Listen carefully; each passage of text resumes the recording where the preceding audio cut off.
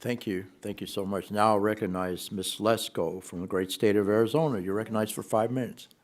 Thank you all for being here. And I am from Arizona, so I'm proud that University of Arizona, Arizona State University, and Grand Canyon University all made the NCAA men's basketball tournaments this year. I have a question for Mr. Chun.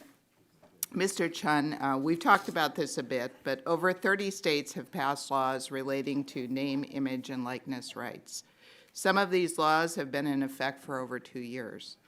While the need for a uniform policy is understood, can you cite specific examples where a state was significantly advantaged or disadvantaged as compared to another state, and the impacts they have had on a student athlete monetizing their name, image, likeness?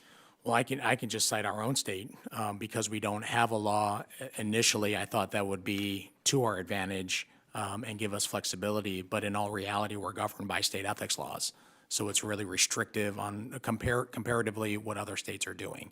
So in the state of Washington, really they're limited to education, but we can't steer our student athletes towards specific deals or work with collectives as it has been legalized in some other states.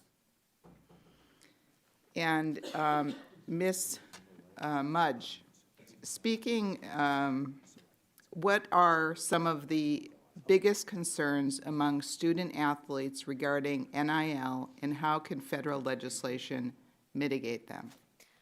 I think for the federal legislation, it would just be helpful to be on the same page. I know there's still a lot of information that we can learn about NIL. I would say one of the biggest concerns is just education and knowledge of what NIL is, how can we use it to our advantage.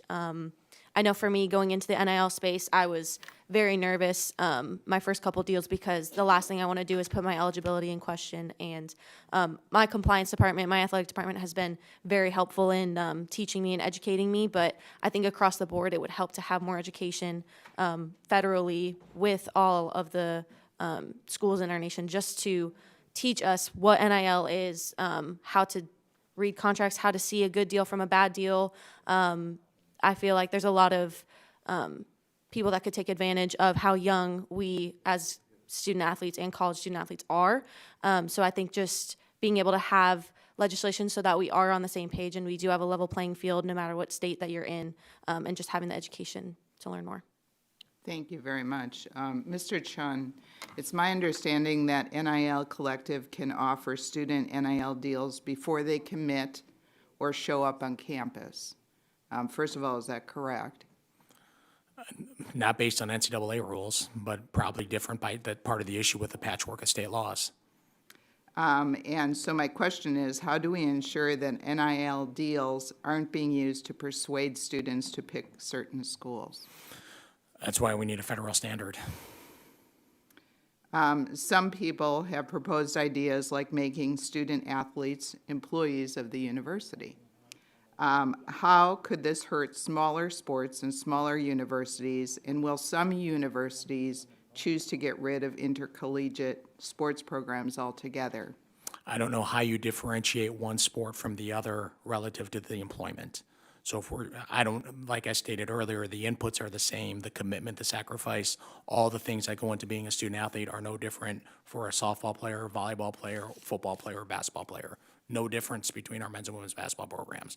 I don't know how you cite one as employees and the other one not. So it's just fundamentally flawed there. And I also don't, the notion of underperformance leads to firing just is counter to college athletics. It's about academics. It's about earning that degree.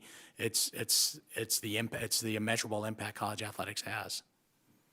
Mr. Stahl, you had mentioned along the way in some of your testimony about health coverage for student athletes, and I just was wondering if you'd expand upon what you're looking for. Is it lifetime health coverage? What are you asking the universities to pay for?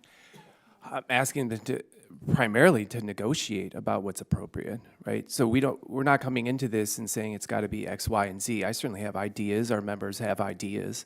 I think, back to the main point of my testimony, I think that the problems of the industry are enormously solvable by those within the industry, including the players through their independent players associations. And so this is one of the things we would like to sit down and talk with Mr. Chun about, or, you know, we could happen at an institutional level, a conference level, what have you. I think this is how you get to actual workable solutions. It's not through federal legislation written by people who are not involved in the industry.